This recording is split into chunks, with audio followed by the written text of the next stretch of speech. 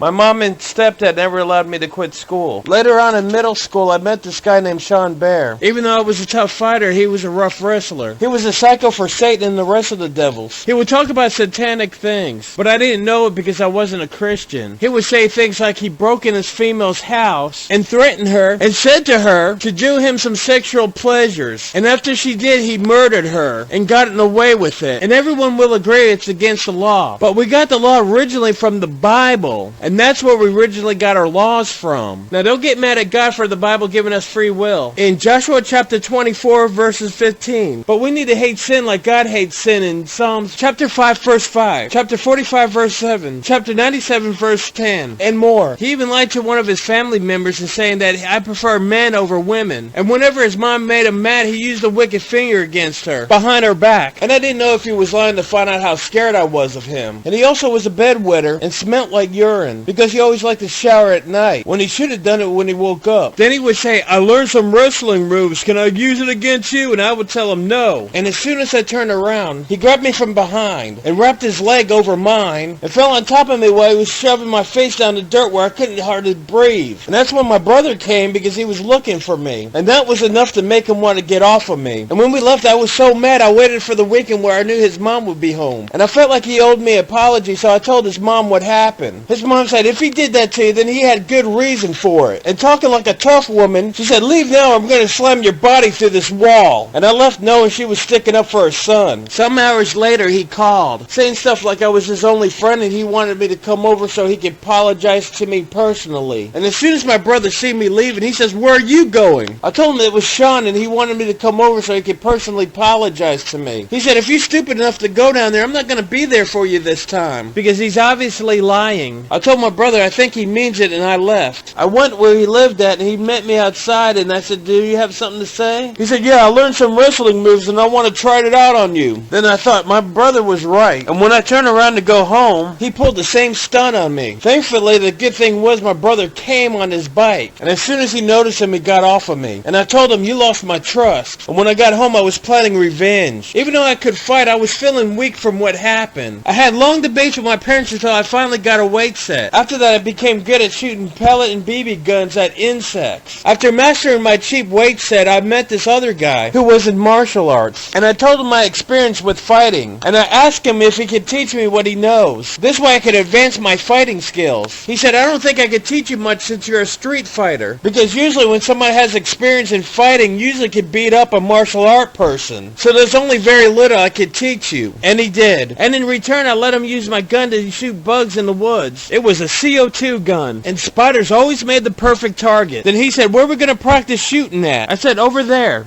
Even though I didn't see it coming, I felt my hand jerk and I squeezed the gun because I didn't want to let it go. And accidentally shot him in the private area. He went down and his face turned bright red. And the BB made a hole in his pants. And he said, there goes my offsprings. And I panicked. I said, what'd you do that for? And he said, I wanted to show you that I graduated from martial arts school to kick out a gun out of somebody's hand. Then I asked him, what kind of gun was it? He said, a wooden kind. I said, next time somebody's got a gun, make sure it's wooden before you do that. And or they're not trigger happy like I am. And he said, you're supposed to let go of the gun, not squeeze it. Then I said, I'm sorry, nobody taught me that, even though I wouldn't. And like most, I lose a friend, either I move or they move.